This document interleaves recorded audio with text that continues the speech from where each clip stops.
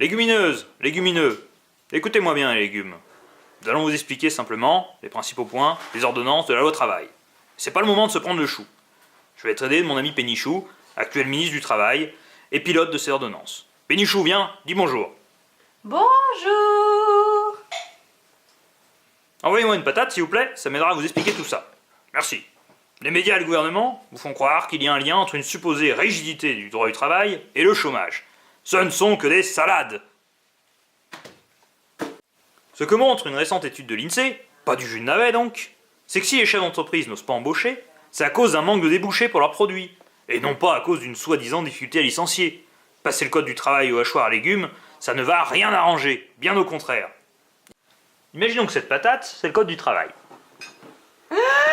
C'est un très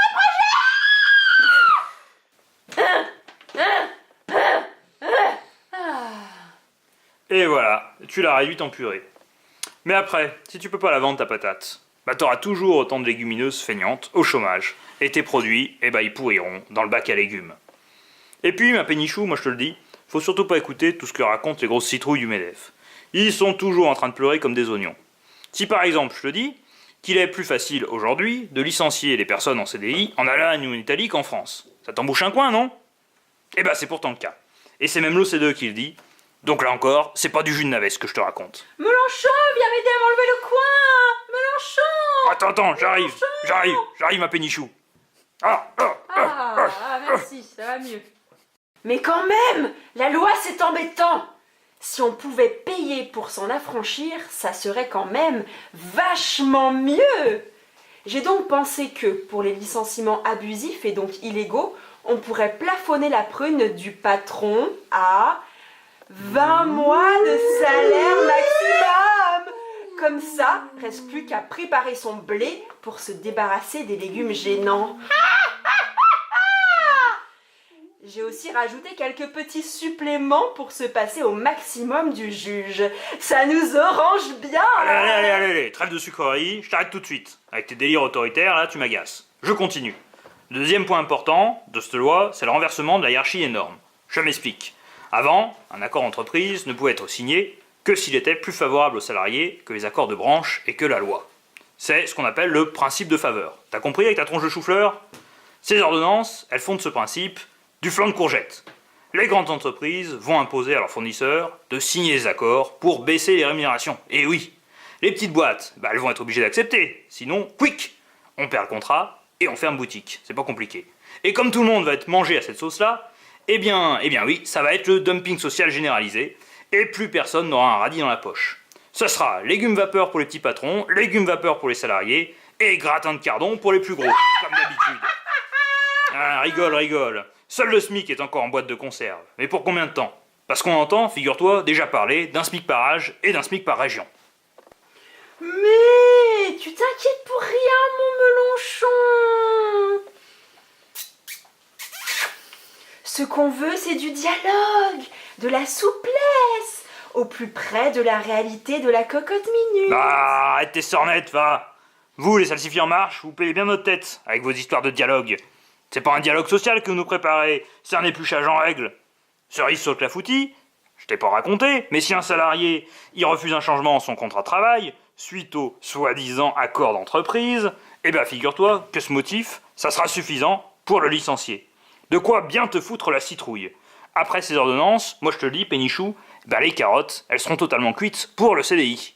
Moi, les carottes, je les préfère cuites que crues, c'est meilleur, non? Et puis sinon, ça me rappelle trop mon nez.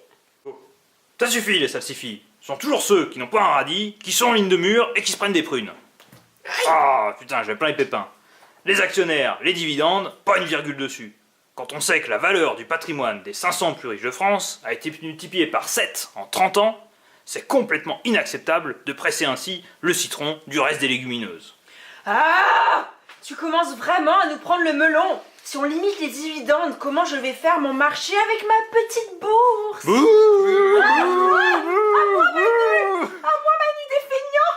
Ah, on m'attaque! Résistouille, résistouille, résistouille, résistouille, résistouille, résistouille.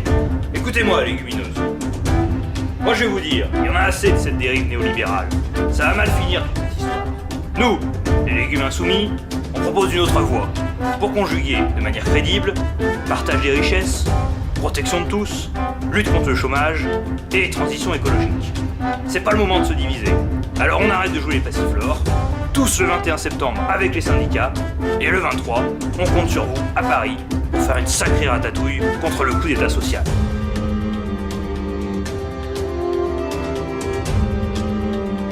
Résistouille, résistouille.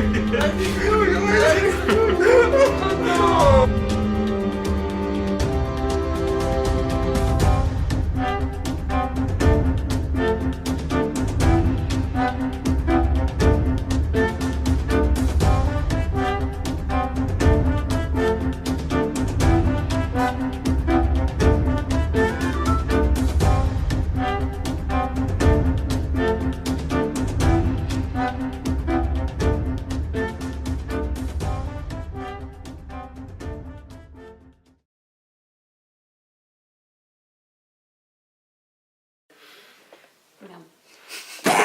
Non, attends.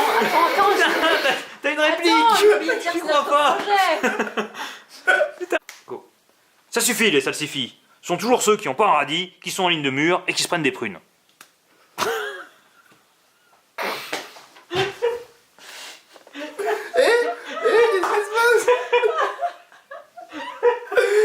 C'est trop bien fait. Corps d'entreprise. Et bah ce motif, ça sera suffisant pour le licencier.